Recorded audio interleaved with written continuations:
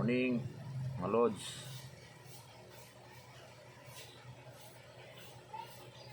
Morning. Kalmusal na po.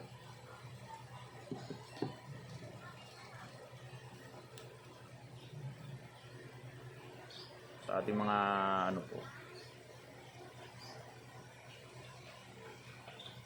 mga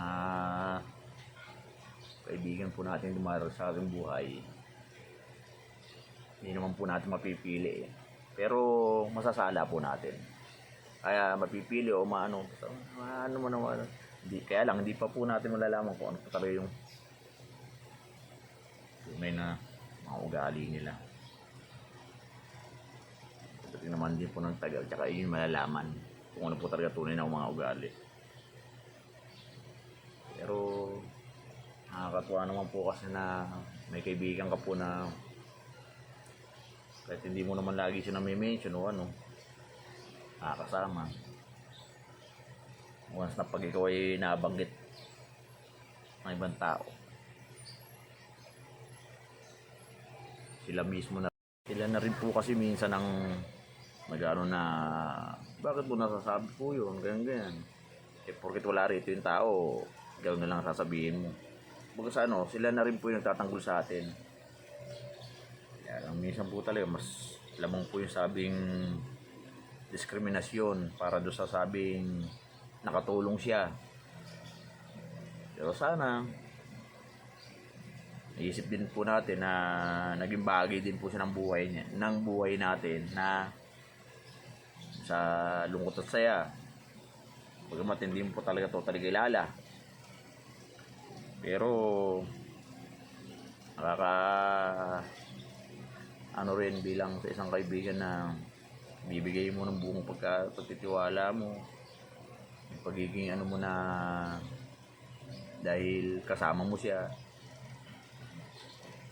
medyo nakasama lang rin po ng loob.